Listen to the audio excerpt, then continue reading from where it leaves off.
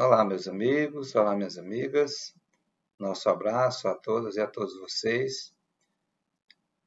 Mais um encontro, mais uma semana em que trazemos uma breve reflexão sobre a obra Palavras de Vida Eterna, uma obra psicografada pelo nosso querido Chico Xavier, pelo Espírito Emmanuel. Hoje nós já trataremos do capítulo de número 176, cujo título é No Dia da Incerteza. Emmanuel traz seus comentários de um trecho que ele tira da primeira carta de Paulo aos Coríntios, capítulo 2, versículo 16, que afirma o seguinte: Nós, porém, temos a mente de Cristo. Vejamos então os comentários do benfeitor. Para qualquer de nós, chega o minuto das grandes hesitações. Trabalhamos por tempo enorme no encalço de determinada realização e eis que, de chofre, todo o nosso esforço parece perdido. De fato, para todos nós chega sempre o minuto das grandes aflições. Aflições temos todos nós as temos. Essas aflições, elas baterão, ou já bateram, ou baterão à nossa porta, ou baterão outras vezes à nossa porta mental, a nossa casa mental, a nossa casa espiritual, baterão à porta do nosso corpo físico. Quando ele bate a porta, quando o transtorno, quando a aflição bate à nossa porta,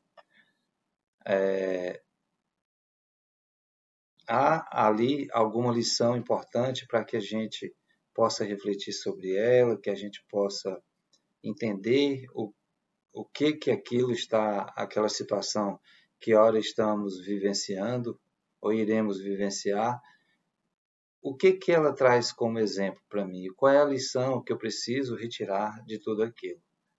Mas aí a gente pode se questionar. Mas que lição eu posso tirar de um sofrimento? Que lição eu posso tirar de uma dor tão pungente que me afeta a alma, que me afeta o espírito? Que lição eu posso tirar disso, se não o sofrimento, o martírio, a dor? Precisamos também refletir sobre isso, porque todo sofrimento ele tem uma causa, ele tem uma razão, ele tem um porquê.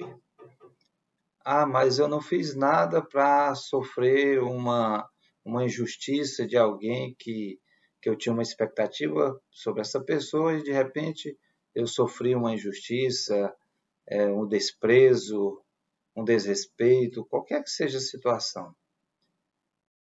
E aí nós nos perguntamos, se eu não fiz nada para essa pessoa, por que eu recebi como pagamento a injustiça? Como que eu recebi como pagamento, como resposta daquilo que eu almejava, o desprezo? Então, são questionamentos necessários para que nós façamos. Porque lições, em todos os momentos da nossa vida, a gente pode tirá-las. E digo mais, as lições mais importantes para nós, elas vêm exatamente no momento de dor. Elas acontecem exatamente no momento da aflição.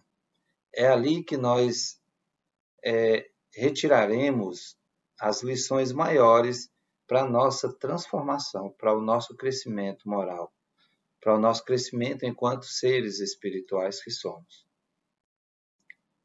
Então, ao invés de nós lamentarmos, reclamarmos, procuremos encontrar razões para superar aquela aflição, as grandes hesitações, como Emmanuel aqui cita, para que a gente através dessa reflexão, a gente possa entender o que a gente pode tirar de proveito de tudo aquilo. Tenhamos certeza, nada nos acontece por acaso. Nada nos acontece por acaso. E Deus também não é injusto com nenhum de nós.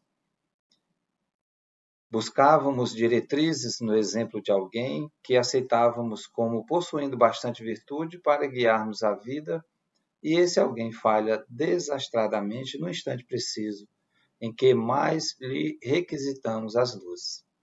É aquela coisa de nós idolatrarmos alguém, de nós termos alguém como uma referência e achar que aquela pessoa é infalível. Não vamos nos enganar.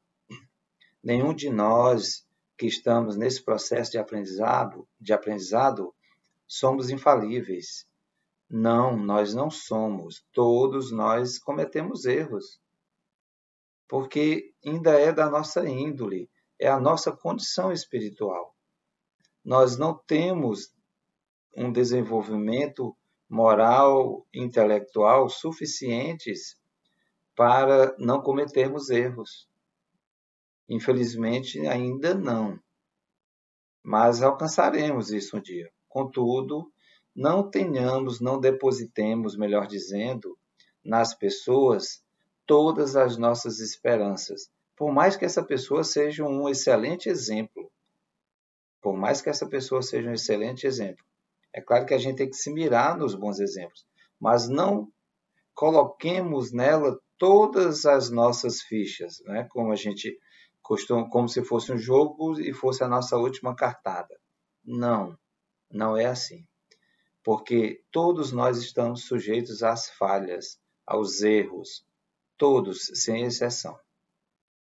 Todos nós que estamos nesse progresso evolutivo, eu quero me referir a esses, a nós espíritos imperfeitos que não conseguimos ainda alcançar o desenvolvimento necessário para não cometermos mais erros. Emmanuel continua. Contávamos com certos recursos para o atendimento a compromissos diversos e esses recursos como que se evaporam, deixando-nos amarguradamente frustrados.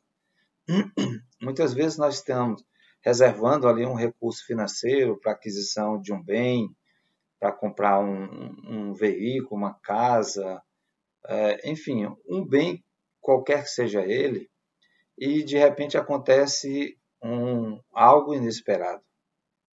De repente acontece uma doença na família de alguém que nós temos muito apreço e que necessita de um atendimento muito mais urgente e de utilização de recursos monetários, recursos financeiros muito mais urgente.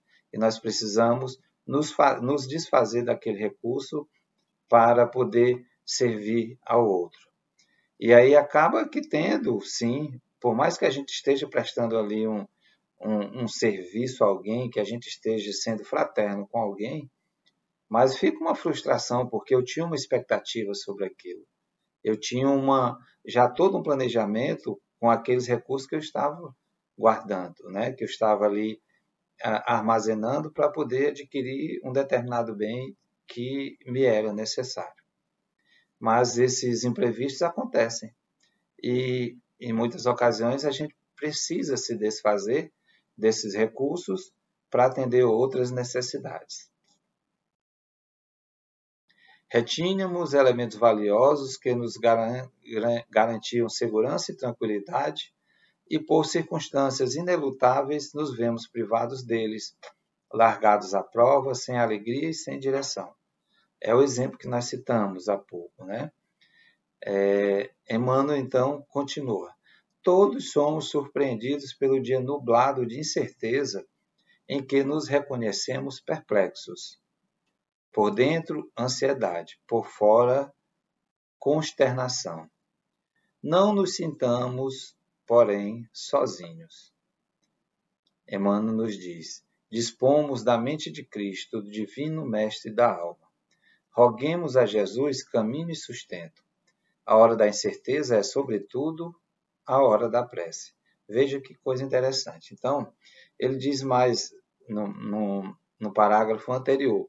Todos somos surpreendidos pelo dia nublado de incerteza em que nos reconhecemos perplexos. É o que os exemplos citados anteriormente, né?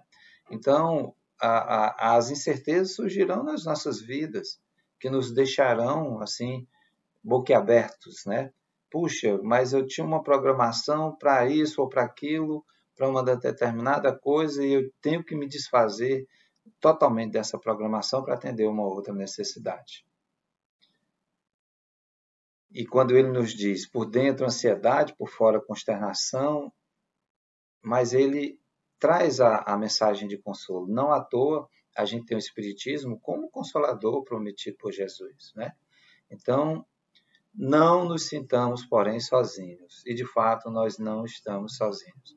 Você que está vivendo um momento de depressão, de tristeza profunda, de ansiedade, de dor, de dificuldade no campo financeiro, rogue a Deus, rogue a Jesus.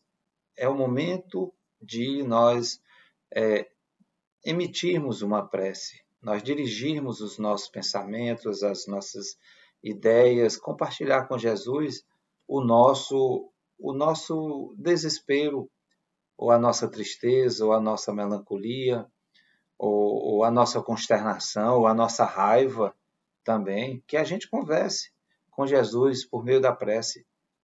Ah, mas Jesus não sabe tudo que acontece conosco? Sabe, sem dúvida alguma. Mas ele espera também de nós a contrapartida. O que é a contrapartida? A nossa ação. Que nós nos ponhamos a caminho, que a gente se dirija a ele por meio da oração, a melhor forma que nós temos de nos conectar com Jesus. E peçamos a ele que a gente possa superar aquela situação, ora tão constrangedora, tão difícil, tão amargurada, de tanto sofrimento. E eu me refiro aqui, gostaria de me dirigir especialmente às pessoas que estão com sentimento de suicida, com sentimento de tirar a própria vida. Não vale a pena, meus amigos, não vale a pena. São inúmeras as obras espíritas que tratam desse tema. São inúmeras. São mensagens que nos trazem esclarecimento. Nós não morremos. Infelizmente, o que eu quero dizer, a pessoa que tira a vida do corpo físico, vai continuar sofrendo as consequências na alma ou no espírito.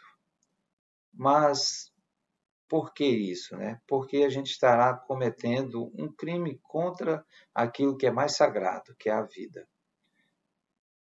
E nós necessitamos viver as experiências no corpo físico, para que ao final da nossa atual reencarnação, a gente tenha cumprido com o programa, com o que foi programado, com aquilo que foi planejado para nós mesmos. Porque é isso que transformará o nosso existir. É isso que nos dará um novo rumo. É isso que nos dará consciência, compreensão da imortalidade, compreensão da eternidade. E ao cometermos o ato do suicídio ou qualquer outro crime que se cometa, nós ficamos devedores perante as leis do Criador. E necessariamente nós teremos que reconstruir isso, reconstituir isso, devolver isso à vida do espírito. Devolver isso, acertar as contas com as leis do Criador. E tenhamos em mente, não é uma punição divina, é uma autopunição. Somos nós mesmos nos punindo. Mas, um detalhe, ao contrário, quando isso acontecer, nós esperamos e pedimos e orientamos e clamamos mesmo a todos vocês que vivem depressão que não tirem a sua própria vida. Por mais dor que você esteja sofrendo, não tirem. Procurem alguém, procure ajuda, procure um ombro amigo, procure ajuda psicológica, procure ajuda psiquiátrica, enfim, do profissional da área de saúde, não deixem a tristeza tomar conta de vocês. A gente sabe que não é algo simples, não é algo simples, mas tudo tem uma saída. Tudo tem uma saída. Repetindo, então, o que Emmanuel diz? A hora da incerteza é, sobretudo, a hora da prece. Então, na hora dessa incerteza, nos conectemos com Jesus por meio da prece. Quando a sombra chega, é o momento de fazer luz. Quando nós entramos num quarto escuro, instintivamente nós buscamos o interruptor para que se faça luz. E nós próprios podemos ser luz. Nós próprios temos capacidade de transmitir luz, de fazer luz, pelas nossas atitudes, pelas nossas ações no bem, pelas nossas ações de fraternidade, caridade, de amor ao próximo. Por isso, nós que buscamos, entendemos um pouco da mensagem do Evangelho, um pouco da mensagem de Jesus, nos coloquemos sempre ao dispor do servir. A gente sabe que Jesus é a causa que nós buscamos, Jesus é a causa que nós almejamos, porque as suas lições, as lições que ele trouxe de Deus, nosso Pai, são lições imorredoras, são lições de imortalidade. Que a gente o perceba, o siga, não por meio de palavras, de falas e de demonstrações exteriores. Ao contrário, que nós façamos isso no íntimo da nossa alma. Que a gente olhe e reconheça em Jesus aquele que é o nosso Salvador. É o nosso Salvador no sentido de que ele trouxe as lições que nos conduzem ao Criador. É ele que traz o caminho, ele é o caminho, ele é a verdade, ele é a vida. E nós chegaremos ao Pai por ele. Nós chegaremos ao Pai por ele, pelas suas lições, pelos seus ensinamentos, pelo seu exemplo de vida. Pensemos então, meus irmãos, nisso. E essa mensagem de Paulo, que está na carta aos Coríntios, ela tem um reflexo muito importante, porque Paulo, a partir do momento que aceitou ser ali um difusor, um divulgador do Evangelho, a partir daquele encontro dele com Jesus em Damasco, e vários outros encontros, porque Paulo teve outros encontros também com Jesus. E ele estava sempre orientado por esse mestre de amor, por esse mestre que é todo luz, que é todo bondade, que é todo misericórdia para com todos nós. Fiquemos então na paz de Deus e que Jesus nos abençoe. Até o nosso próximo encontro.